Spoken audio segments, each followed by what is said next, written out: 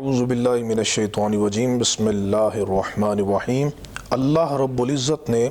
سورۃ المائدہ کی آیت نمبر 54 میں ارشاد فرمایا، یا ایھا الذین آمنوا، اے ایمان والو، من یرتد منکم عن دینہ، جو تم میں سے اپنے دین سے مرتد ہو گیا، فسوف یأتی اللہ بقوم، تو ان قریب اللہ ایسی قوم لے کر آئے گا، یحبہم، جس قوم سے اللہ محبت فرمائے گا، ویحبونہ، اور وہ قوم اللہ سے محبت کرے گی، اذلۃ علی المؤمنین، وہ قوم مومنین پر نرم ہوگی،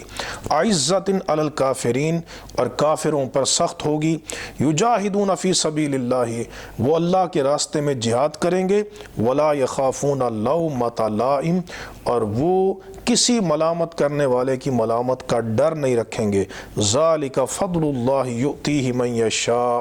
یہ اللہ کا فضل ہے، وہ جس کو چاہے عطا فرمائے، واللہ واسع علیم، اور اللہ وسعت والا، علم والا ہے۔ یہ جو آیت کریمہ ہے، اس میں اللہ تبارک و تعالیٰ نے ایمان والوں کو یہ خطاب فرمایا کہ اگر تم میں سے کوئی مرتد ہو گیا تو اللہ رب العزت مرتدین کے مقابلے میں ایک ایسی قوم لے کر آئے گا کہ جو قوم اللہ تبارک و تعالیٰ کی محب بھی ہوگی، محبوب بھی ہوگی، وہ اللہ کے راستے میں جہاد کرنے والے ہوں گے، اور مومنوں پر نرم ہوں گے، کافروں پر سخت ہوں گے۔ یہ وہ قوم جس کی تعریف اللہ رب العزت قرآن مجید میں فرما رہا ہے۔ اس قوم کا ظہور نبی کریم علیہ السلام کے وصال کے بعد جب ارتداد کی لہر پھیلی حضرت صدیق اکبر کے دور خلافت میں، کچھ منکرین زکوٰۃ ہو گئے، کچھ نے مسلمہ کا کلمہ پڑھ لیا، اور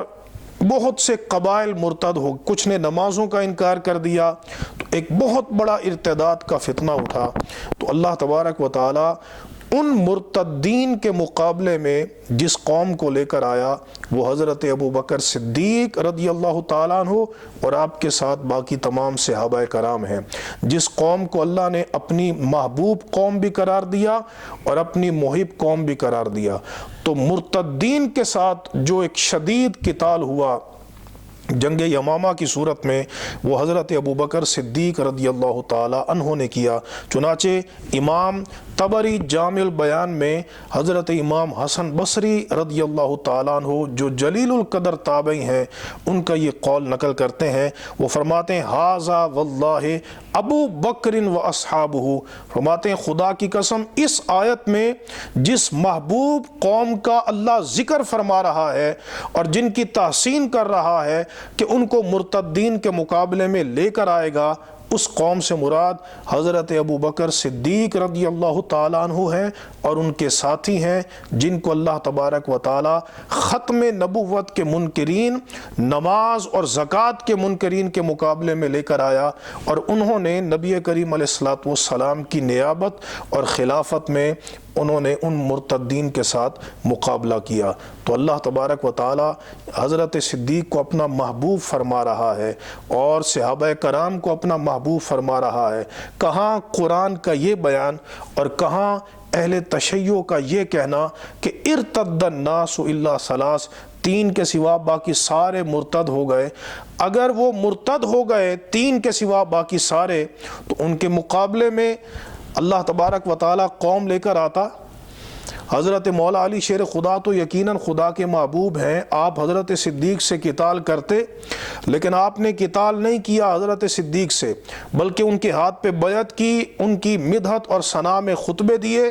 ان کے پیچھے نمازیں پڑھی مولا علی شیر خدا نے، بلکہ ان کے ساتھ مل کر، حضرت صدیق کے ساتھ مل کر